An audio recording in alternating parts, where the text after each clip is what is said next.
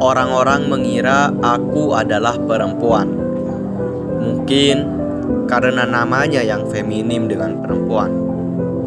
Entah kenapa orang tuaku memberikan nama yang cenderung mirip perempuan. Tapi tidak. Kenyataannya aku adalah sosok laki-laki. Bahkan ayah dan ibu menganggap diriku sangat spesial. Salam kenal. Aku adalah Aida. Aku lahir dari keluarga kaya. Saat kecil, aku selalu dimanja. Aku layaknya seorang raja. Apapun yang aku minta, pasti dikabulkan, kecuali keluar rumah. Bahkan, ayah dan ibu mendatangkan guru-guru sekolah untuk pendidikanku. Aku tidak tahu apa alasannya. Sepertinya ayah dan ibu merahasiakan hal penting dariku. Sayang sekali, rumah besar ini adalah sel penjara untuk anak kecil. Usiaku semakin tumbuh. Guru yang mendidikku terus-menerus memberikan pembelajaran tentang betapa indahnya di luar rumah. Rasa penasaran pun mengejolak di benakku. Sekali saja aku ingin keluar dari rumah. Sekali saja aku ingin menyapa anak seusiaku tanpa memandangnya dari tempat tidurku lantai 2. Sekali saja aku ingin ikut ayah dan ibu ngobrol bersama tetangga. Dan untuk selamanya saja, aku ingin hidup normal. Aku masih ingat, aku pernah merasakan bahagia ketika anak seusiaku itu melambaikan tangan ke arahku. Hal ini membuatku berpikir bagaimana caranya aku bisa keluar dari rumah ini. Terus-menerus aku memikirkan hal ini. Dan kesempatan itu benar-benar terjadi. Ayah dan ibu pergi liburan selama 1 minggu. Aku tidak mensia-siakan kesempatan ini. Aku pun berhasil keluar rumah atas bantuan bibi yang selalu melayaniku.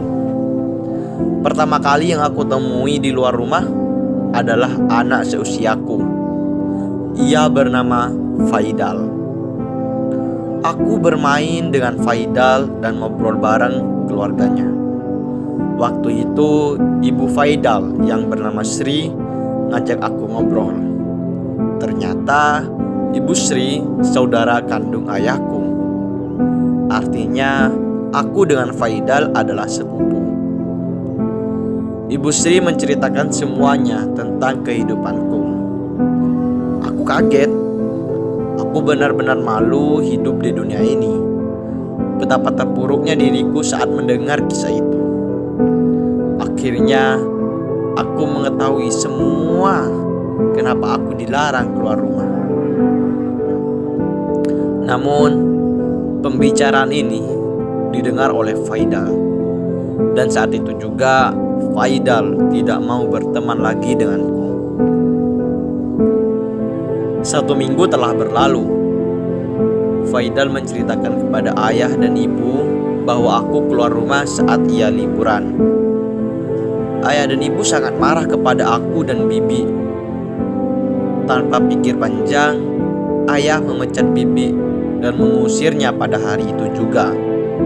Aku panik. Aku nangis. Anak sekecil aku belum bisa berbuat apa-apa. Kejadian itu membuatku trauma. Aku kembali terkurung di kamar. Suasana rumah berubah drastis. Ayah dan ibu jarang sekali ngobrol. Sekali mereka ngobrol, malah bertengkar hebat, menyebut-nyebut namaku. Hal itu terus terjadi setiap hari, setiap waktu. Dan akhirnya ayah dan ibu memilih pisah. Raut wajah ayah memudar. ayah mengabaikan perusahaannya dan menyebabkan terjadinya bangkrut. Hutang piutang terjadi. Ayah menjual semua yang ia miliki. Satu demi satu hilang, termasuk pendidikanku. Ayah stres karena satu-satunya rumah yang ia tempati juga dijual. Dan ayah meninggalkan aku begitu saja. Kini aku hidup sendirian, hanya bergantung nasib pada Ibu Sri. Ibu Sri menganggap aku sebagai anaknya, sedangkan Faidal tidak pernah menganggap aku siapa-siapa. Ibu Sri tidak pernah pilih kasih antara aku dengan Faidal. Ibu Sri juga menyekolahkan aku yang satu sekolah dengan Faidal. Sayangnya, ketika di sekolah, Faidal membeberkan rahasiaku kepada teman-teman. Hingga akhirnya aku dicaci, dimaki, dibully.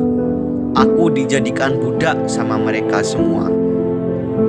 Bagaimana mungkin aku bisa berteman dengan mereka semua, sedangkan aku tidak tahu cara melawannya? Karena waktu aku sekolah private, guru aku selalu mengajarkan tentang kebaikan. Dan di akhir cerita, aku hampir mati. Mental aku payah.